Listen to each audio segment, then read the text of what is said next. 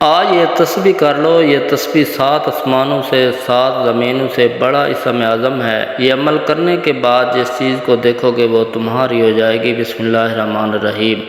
السلام علیکم ورحمۃ اللہ وبرکاتہ۔ جن دوستوں نے میرے چینل کو سبسکرائب نہیں کیا وہ چینل کو سبسکرائب کر دیں، شکریہ۔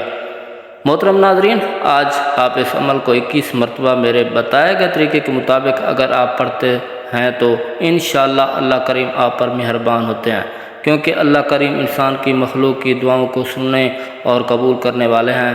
تو آپ نے ضروری عمل کو کرنا ہے۔ اکثر لوگ یہ کہتے ہیں کہ ہم جو دعا کرتے ہیں وہ قبول نہیں ہوتی۔ بعض لوگوں کی دعائیں بہت جلد پوری ہو جاتی ہیں۔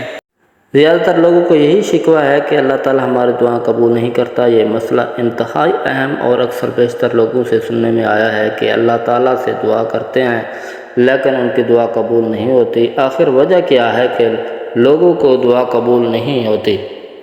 اللہ تعالیٰ کی بارگاہ میں دعا قبول نہ ہونے کی کئی وجوہات ہیں، جن میں سے بعض کا تعلق بد عملیوں میں سے ہے، بعض کا تعلق اللہ تعالیٰ کی حکمت سے ہے، ہمارے اختیار میں گناہ چھوڑنا ہے، باقی تعلق اللہ تعالیٰ کی حکمت سے ہے، ان پر راضی رہنا چاہیے۔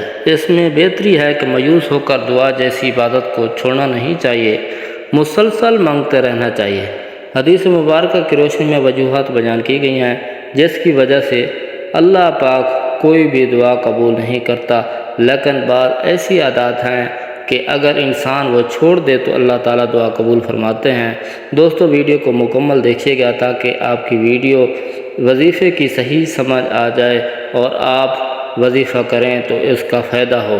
ناظرین، آپ نے صرف 2 عمل کرنے ہیں، وہ بھی چھوٹے سے زیادہ آپ کے 2 یا 3 منٹ لگ جائیں گے، لیکن عمل بہت ہی فائدہ مند ہے۔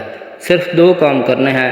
آپ نے گھر کے اندر داخل ہونے پر گھر کے اندر داخل ہونے کا یہ وظیفہ ہے کہ گھر کے اندر داخل ہونے کا وظیفہ، آپ جب گھر کے اندر داخل ہوں تو سب سے پہلے حدیث شریف میں ہے، نبی کریم صلی اللہ علیہ وسلم کا ارشاد ہے کہ جو شخص یہ چاہتا ہے کہ اس کے گھر میں رزق کی تنگیاں بے برکتیاں ختم ہوں اور گھر کے اندر رزق کی فراوانی ہو تو اس کو چاہیے کہ گھر کے اندر داخل ہو تو سب سے پہلے بآواز بلند کہے، السلام علیکم ورحمۃ اللہ وبرکاتہ، سلام کرے۔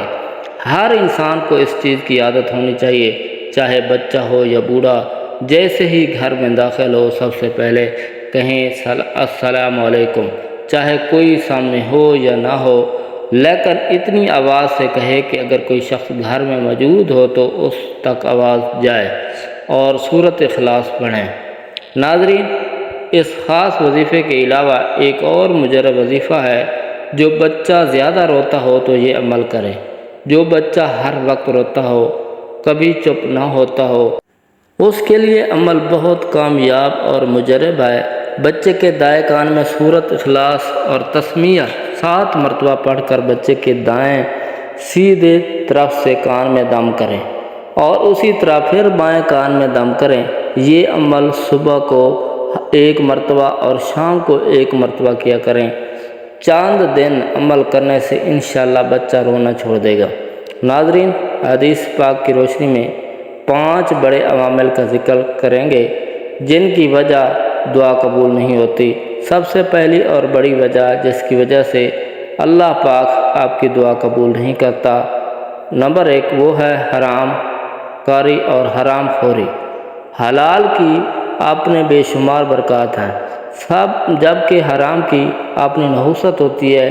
جی ہاں، صحیح مسلم کے باب قبول صدقہ کی حدیث نمبر 486 میں نبی کریم صلی اللہ علیہ وسلم نے فرمایا کہ اللہ پاکیزگی کو ہی قبول کرتا ہے۔ اللہ پاک فرماتا ہے کہ اے ایمان والو، جو میں نے رزق دیا ہے اس میں سے پاکیزہ مال کو، جیسا کہ نبی کریم صلی اللہ علیہ وسلم نے فرمایا کہ ایک آدمی لمبا سفر طے کرتا ہے، اس کی حالت یہ ہے کہ بال بکھرے ہوئے ہیں، چہرہ خاک آلود ہے اور بیت اللہ پہنچ کر ہاتھ ملا کر کہتا ہے کہ یا رب یا رب، حالانکہ اس کا کھانا حرام کا ہے، اس کا پینا حرام ہے، اس کا لباس حرام کا ہے، حرام سے اس کی پرورش ہوئی ہے، تو پھر اللہ تعالیٰ اس کی دعا کیسے قبول کرے؟ یہاں پر ایک واقعہ بیان کرتے ہیں، چلیے، جو کہ نبی کریم صلی اللہ علیہ وسلم نے بیان فرمایا ہے کہ ایک بزرگ کہیں سے جا رہے تھے، راستے میں ایک شخص نے نہایت اصرار سے ان سے عرض کیا کہ میرے ساتھ بیٹھ کر آپ کھانا کھائیں۔ بزرگ نے اس شخص کے انتہائی اصرار اور درخواست پر اس کے ساتھ بیٹھ کر کھانا کھا لیا، پھر آگے چل پڑے۔ کچھ دیر جانے کے بعد اپنے راستے سے بھٹک گئے، باوجود کوشش کے ان کو راستہ معلوم نہ ہو سکا۔ بار بار اللہ تعالیٰ سے دعا کی راستے کی تلاش میں آسانی ہو جائے، مگر دعا قبول نہ ہو سکی۔ بڑے ہی پریشان ہوئے۔ جنگل کا بیابان راستہ، رات کا تاریک ماحول، وحشت ناک سناٹا، مگر راہیں بند ہیں۔ آخر کار ایک اور بزرگ کا ادھر سے گزر ہوا۔ انہوں نے بتایا کہ تم نے جو کھانا فلاں آدمی کے ساتھ بیٹھ کر کھایا تھا وہ کھانا حرام کا تھا، اسی لیے تمہاری کوئی بھی دعا ابھی تک قبول نہیں ہو سکی۔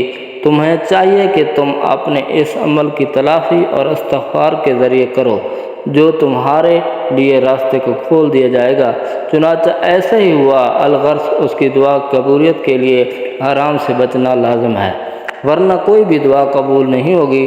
دوسری بڑی وجہ جس سے اللہ پاک دعا قبول نہیں فرماتا وہ گناہ جلد بازی مجسوسی۔ حدیث شریف میں ہے کہ 726 میں نبی کریم صلی اللہ علیہ وسلم فرماتے ہیں کہ بندے کی دعا اس وقت تک قبول ہوتی ہے جب تک وہ گناہ کی بات کی دعا نہ کرے اور نہ ہی قطع رحمی کی دعائیں مانگے، اور اس کی دعا اس وقت تک قبول ہوتی رہتی ہے جب تک وہ جلد بازی کا مظاہرہ نہ کرے۔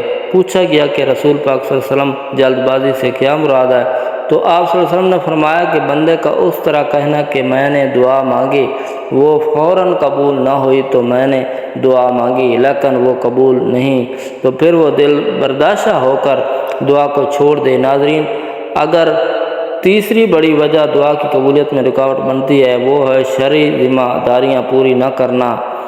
جامعہ ترمذی کی حدیث نمبر 2095 میں رسول پاک صلی اللہ علیہ وسلم نے فرماتے ہیں کہ اس بات کی قسم جس کے اختیار میں میری جان ہے، تم لوگوں کو نیکی کا ضرور حکم کرتے رہو اور انہیں برائیوں سے روکتے رہو، اور ورنہ ان قریب اللہ تعالیٰ تم پر اپنی طرف سے عذاب نازل کرے گا۔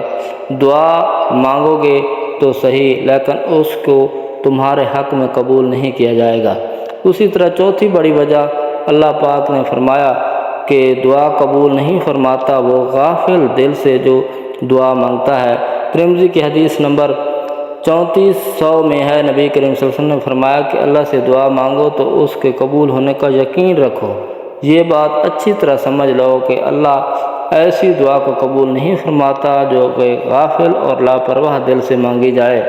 ناظرین، پانچویں اور آخری بڑی وجہ جس سے دعا نہیں ہوتی وہ اللہ تعالیٰ کی حکمت، یعنی اگر وہ دعا قبول نہیں ہوتی تو وہ حرام خوری، حرام کاری، گناہ، جلد بازی، مجوسی، شریعت پر عمل نہ کرنا، غافل دل کی عادت نہیں ہوتی، لیکن پھر دعا قبول نہ ہونا۔ اب چلتے ہیں وظیفے کی جانب، جو ہم نے آپ کو ابھی تک بتایا ہے کہ اس میں ہمارا مقصد یہ ہے کہ دعا کیسے قبول ہوتی ہے۔ اگر دعا قبول نہیں ہوتی تو اس کی وجوہات ہوتی ہیں، تو اب آپ نے وظیفے کے بعد یہ دعا کرنی ہے، انشاءاللہ آپ کی دعا ضرور قبول ہوگی۔ دوستو، اب میں آپ کو وظیفہ بتاتا ہوں، یہ عمل بہت ہی مؤثر ہے۔ آپ جس وقت بھی کریں، کسی نماز کے بعد کسی بھی وقت کریں، انشاءاللہ اللہ کریم آپ کی دشمنوں سے حفاظت فرمائیں گے۔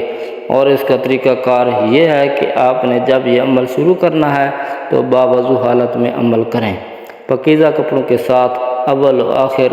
اگر آپ نے 3 مرتبہ درود ابراہیمی پڑھ لیں، کوئی ثابت درود جو آسانی سے پڑھ سکتے ہیں آپ وہ درود پڑھ لیں۔ ایک مرتبہ میرے ساتھ پڑھیں، اللہم صلی علی محمد وعلی آل محمد کما صلیت علی ابراہیم وعلی آل ابراہیم انک حمید مجید، اللہم بارک علی محمد وعلی آل محمد کما بارکت علی ابراہیم وعلی آل ابراہیم انک حمید مجید۔